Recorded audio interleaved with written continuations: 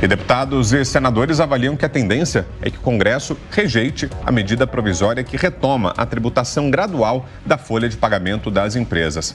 É sobre isso que nós vamos conversar agora com Fernando Pimentel, diretor superintendente da ABIT, Associação Brasileira da Indústria Têxtil e de Confecção. Está mais uma vez ao vivo com a gente aqui na Jovem Pan. Pimentel, como sempre, obrigado pela presença. Bom sábado para você. Bom dia.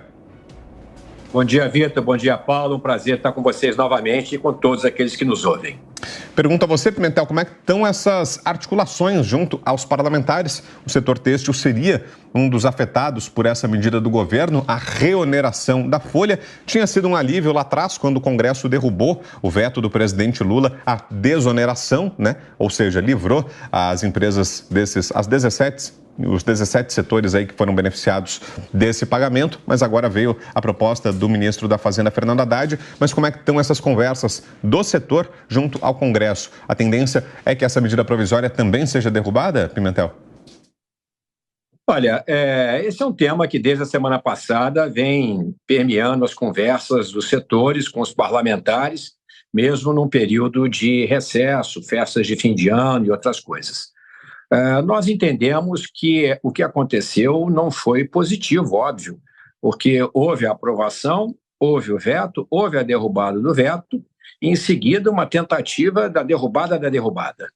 E, consequentemente, isso abre precedentes futuros preocupantes. Uma das questões mais significativas para que os investimentos ocorram num país é você ter uma segurança jurídica, no mínimo, razoável. O mundo tem muitas incertezas, mas nós não precisamos ficar criando mais incertezas a partir de nós mesmos. Agora, a decisão é dos parlamentares, é do presidente do Senado, etc. Nós entendemos que a MP ela vai contra aquilo que foi colocado como a importância do diálogo na solução dos problemas, e é o que nós entendemos. Nós temos que buscar aquilo que nos une, as convergências, e evoluir nas soluções. Essa questão da folha não é de hoje, esse assunto vem sendo debatido, o ano inteiro ele foi tratado, pois não? E agora essa surpresa com a MP trouxe aí um grau de incômodo bastante grande, até porque o setor têxtil e confecção ele foi excluído da proposta nova, sem nenhum tipo de, digamos assim, de explicação maior. Mas nós vamos aí conversar com as nossas frentes parlamentares, com todos eles, e ver qual será a melhor decisão a ser tomada. Nós entendemos que realmente isso fere aí essa relação entre os poderes e causa apreensão não só para o fato atual, como para fatos futuros. Tudo bem, Pimentel? Bom dia para o senhor, muito obrigada pela participação aqui. Pimentel, a gente viu no ano de 2023, principalmente falando sobre o finalzinho dele, Fernando Haddad um pouco preocupado em relação a essa desoneração da folha de pagamento, né? Para esse ano de 2024, essa oneração é para conseguir fechar as contas, bater o martelo ali, conseguir colocar tudo melhor na ponta do lápis? Olha, eu acho que o governo, na medida que ele está buscando o equilíbrio fiscal absolutamente necessário para que o Brasil possa ter aí um crescimento sustentado e sustentável, vai ter que trabalhar em frentes relacionadas à própria receita e principalmente com relação à despesa. Eu vou dar um exemplo de uma receita que poderia estar colaborando de uma maneira mais favorável. As pequenas encomendas das plataformas internacionais até $50, elas estão isentas dos impostos federais. Então, no momento em que você isenta a produção e o comércio internacional e onera a produção e o comércio local, você, evidentemente, está jogando contra a competitividade do setor e do país. Então, neste caso específico, a nosso ver, o encaminhamento da solução fiscal é prioritário. O Brasil ele tem tido déficits primários há bastante tempo, eu não estou nem falando dos déficits nominais, que são muito maiores, na ordem de 7% do PIB. Mas nós entendemos que essa medida, pelo lado de taxar o emprego, e o emprego é o melhor programa social que existe, joga contra a formalização dos postos de trabalho, que é uma demanda absolutamente legítima e necessária. Os negócios formais no Brasil, além de competir com concorrentes internacionais que operam em países que não têm o mesmo compliance que nós, eles têm que competir também com a informalidade local. E uma das razões da informalidade, sem dúvida nenhuma, é a excessiva carga tributária. Nós somos absolutamente contra a informalidade, mas o fato é que quem paga, que é formal, ele paga por ele e paga por aqueles que não estão pagando. Então, um avanço de soluções que possam ampliar a base de taxação e diminuir o peso individual é o grande objetivo que nós devemos alcançar.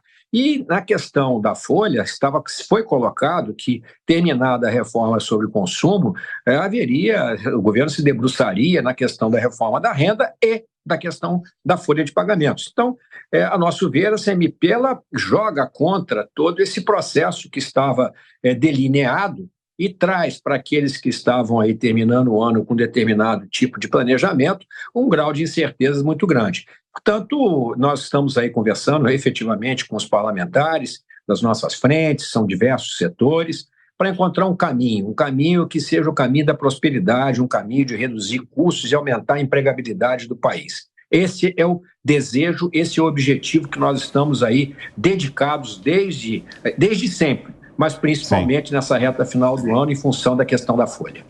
Pimentel, para fecharmos, uma última pergunta de Brasília, do Cláudio Dantas. Pois não. Fernando, tudo bem? Um bom dia.